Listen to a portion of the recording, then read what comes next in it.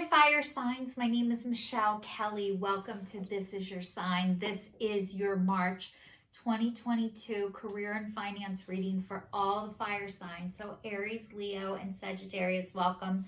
If you've already subscribed to my channel, thank you so much. If you haven't subscribed yet, please like, share, and subscribe. Hit that notification bell. You'll be notified when you go into subscriptions every time I put out a video, which is every Saturday. If there are 5 Saturdays in the month, I take the 4th Saturday off, which is not this month, by the way, fire signs. Let's get into your reading. Your first card is Orphaned, and it's upside down.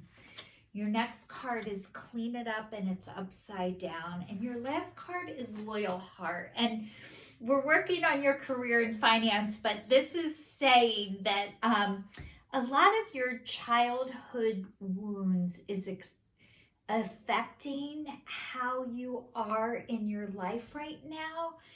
And being orphaned, feeling orphaned and abandoned, this is old, deep wounds, which is, stuff that does not go away. So what this is telling me is that you guys are in the throes of codependency right now, which is doing what you think other people want you to do in order to be liked, in order to be loved, in order to be needed, instead of being able to follow your own heart.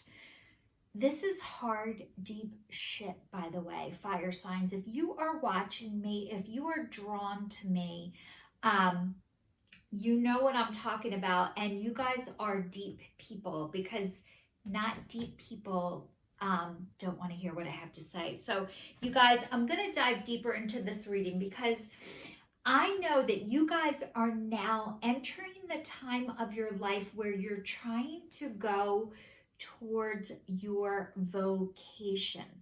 And what is your vocation? Your vocation is your soul's purpose. It is your job from the divine. So whether you just retired or you've been in something that it was right for you until it wasn't, but you're being led into a different direction. So it is all about coming back to yourself and to your soul and doing what makes you happy. And a lot of times you don't know what makes you happy until you find out what makes you unhappy. So being afraid to be abandoned is a very real, true thing. And it's about not wanting to let other people down. But in the process, what ends up happening is you're afraid people are going to reject you, but what you've been doing is rejecting yourself in the meantime, which is awful, and it sucks, and it feels shitty. So I think you guys are now starting to realize, like, you got to be true to yourself. You got to be true to your spirit. And how do you do that? I'm going to help you guys. So don't worry. Take a deep breath. Let's dive a little bit deeper, and I'm going to give you some ideas of where to begin and how to start and how not to abandon yourself anymore. It says the shadow side of this card speaks to the essence of abandonment. Perhaps you feel a need to remain apart because intimacy is too threatening. It also warns against creating inappropriate family structures in order to conceal old wounds. It's time to address the unhealthy alliances you formed and make a decision to heal the past. You will not be abandoned by the world if you claim yourself as a whole. Not all relationships are dysfunctional, and not all of them will disappoint you. Don't abandon yourself. You can connect to others in a healthy way once you recognize your patterns and consciously choose to interrupt them. Life wants to love you, let it. So you guys, a lot of times in our work life, in our career life, we end up mimicking situations that are just like our family of origin that we grew up in. you don't even know that you do this. It just becomes so normal. But a lot of times, the people that you're attracted to are really here to help you heal your wounds, which it doesn't feel like that. Trust me. It feels like, why do these people give me a hard time? Or maybe you felt like you've needed to prove yourself to people. And part of not abandoning yourself. Okay, so I'm going to tell you this. God, Spirit, the divine, your angels, your ancestors, your higher power, whoever you believe in, nature could be your higher power, does not want you to harm or hurt yourself for money or for any other reason. So if you are sacrificing yourself in order to help somebody else, that is an unhealthy relationship. And what you are doing is you are abandoning yourself. If you're like, if I say this, I'm not going to work here anymore. Or if I do this, I'm not going to work here anymore. Chances are it is not a healthy place for you to work or be anyway. Now, the fear is very real, and the fear of what is on the other side. And what I can tell you, and my experience has been, things are always better on the other side. The fear of the unknown is worse than what's on the other side. And so we were taught to always have a backup, to always have another job before you leave this job, to have another car before you get rid of this car, to have another, always have backup, always have backup. And this is more about, it is safe for you to make space and to make room. And a lot of times to the outside world, you look crazy. But really, it's not crazy. It's called bravery, and it's called courage, and it's called faith. And when people aren't able to live like that, it's easier to point the finger and say there's something wrong with you than saying, God, I wish I could do what you're doing, or I wish I could do that. But when you stop staying in situations that aren't good for you anymore, you end up making space for positive to come in. So I think you guys are starting to realize nothing is better than something. And that is okay. I'm not going to say it's not scary as shit. I'm not going to tell you guys like, you're like, oh, Michelle, easy for you to say. I did it. It is scary as shit. It's hard as shit. But you know what? What other people think of you is none of your business. Let me repeat, what other people think of you is none of your business. And saying, I can't do this, or this isn't good for me anymore, is actually a sign of courage. And it gives other people permission to do the same, just so you know. So Clean It Up is all about, it's all about the need to be needed. And that you guys have created a space to be needed. And this, you guys were in a world that's taught, give more than you take, do, go, go, keep moving. And eventually, when you keep giving and you aren't replenishing and you aren't filling up your own cup, you will get sick. Things will happen to the point that you will not be able to ignore it. And a lot of times what happens, if you're overwhelmed, if things aren't good for you and you can't speak it, and actually, as I'm telling you this, my throat is starting to hurt. So I feel like you guys can't get the words out yet, and that's okay. The words will come, but a lot of times what happens first is your body gets mad at you and your body stops going. So if you can't say, I can't be in this isn't good for me, you will get sick. An accident will happen to the point that you can't work. So a lot of times when things aren't right for you, fire signs, Aries, Leo, Sagittarius, when things aren't right for you, I don't know if you've ever heard the expression, God does for you what you cannot do for yourself. So you will be taken out of your job if you cannot remove yourself. Something will happen, an illness, a sickness, an injury. A lot of times we need this because it gives you permission to take care of yourself. And a lot of times we were taught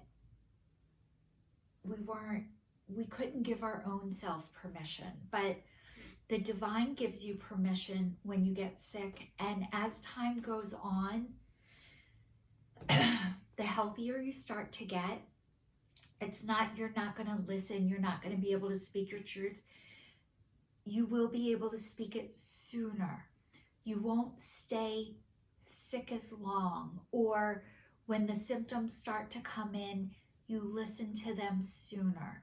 So this is all about connecting back to yourself and not, you guys are over givers. And then you get resentful, you get depleted, and this is part of workaholism.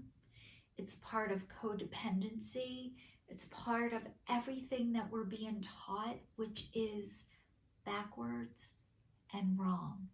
You're allowed to listen to yourselves and your body. And if you think, if I say this or do this, I'm not going to be here anymore, you're not meant to be there, just so you know. So loyal heart. So loyal heart is all about being true to yourself. And you guys, I think you needed a partner to look at you the way you need to be loved, but really eventually this is so you guys can love yourself. And let me see, I want to get a little bit deeper with this. So it's saying your long-term loyalty goals is becoming evident in the world of conditions, where your aspirations for success assume form in reality. Success is finally taking shape if you are loyal to your dreams, faithful to your plans, while remaining flexible. Not easy, by the way. Faithful to your plans while remaining flexible and devoted to serving others, you will be shown proof of your true prosperity. This is a time for joyful celebration of spirit, your manifesting partner. So really, you guys, you are getting back to yourself, to your divine, to the divine. You know, you guys have the gift of showing up, and you keep showing up. And that is the recipe for success, is your perseverance and your consistency. So it doesn't mean you have to do everything perfectly or be great at it, but your perseverance and your consistency is what is shining through. The overdoing it and not taking care of yourself, you guys, this is something that you are being deprogrammed from. You don't have to overdo it for people to believe that you are sincere, that you are showing up, and that you are capable. So I am going to read to you. I mixed the life purpose cards with the Archangel Gabriel life purpose card. So we're going to dive deeper into your life's purpose if you're not sure right now. And, you know, I was talking about, your vocation is your soul's purpose from the divine. And, you know, I was taught that we have jobs, and then you have careers, your career, and then you're being brought into your vocation, and your vocation is your soul's purpose, which is what is happening, but you're still in the process of giving birth to it. So it says new life, such as a baby, an idea, happy news, or an exciting project blossoms within and around you. So you guys, if you want to get pregnant, you want to have a baby, this is saying birth. Since this is career and finance, I'm thinking it's birth of a new project. So a lot of times birth doesn't always necessarily mean a baby. It could mean a grandbaby. It could mean a dog, a new pet. You could be breeding. You could be breeders for animals. Like that could be part of your job or career or vacation. Whatever that is, you are giving birth, and great new exciting things are coming in and happening, blossoming with you, around you. So congratulations, but I want to tell you guys, whenever you're starting, birth is all about newness. And, you know, think of it as a baby and never having a baby before. You're new, you're vulnerable, and you don't have to have all the answers, and you don't have to know everything in order for this to happen. You don't have to be a perfectionist. It's saying trust. Trust your feelings and your dreams to guide you on your career path. You guys, trusting yourself, your body, your intuition. If you get a feeling, this isn't right for me, it is true, it is not. Anything that is right for you. Okay, I want to tell you this. If somebody's coming to you with a project, with an idea, with something, a lot of times when things are right for you, people have no problem putting their words down on paper. They usually don't need you to make a decision like that. You're allowed to have time to process, to think it over, to go over it. So if somebody is offering you an idea and they want you to make a decision like this, or it's going to go away, chances are that is a reaction out of fear. If you feel like, oh my God, if I don't take this now, this isn't going to happen, or a great idea or a great deal isn't going to come along. Yes, it will. Second and better always comes along. Third and fourth too. Whenever people are giving you and they're on the up and up, like I said, they will have no problem writing it down. They will have no problem with you taking some time to digest it, to do your homework, and to do your research. They won't be mad if you ask too many questions. If people get mad because you're asking too many questions, they don't trust themselves. It has nothing to do with you. And if they get mad at you, this is an inclination and a sign this might not be the right person for you. Trust yourself with that. The next one says vulnerability. Listen to your vulnerable feelings as they contain wisdom and information and inspiration. I said information, but that just came out, so you were meant to hear it. Then pray for the strength to focus on your priorities no matter what. Then pray for the strength to focus on your priorities no matter what.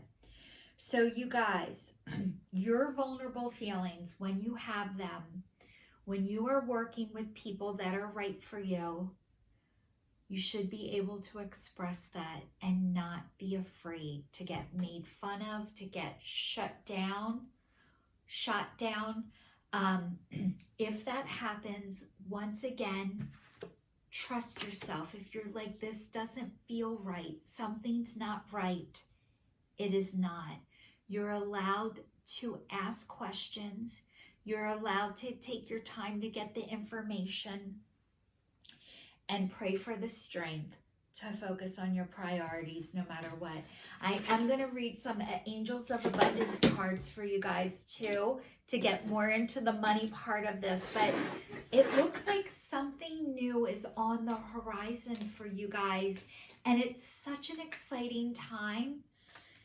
So, oh my God, words of abundance.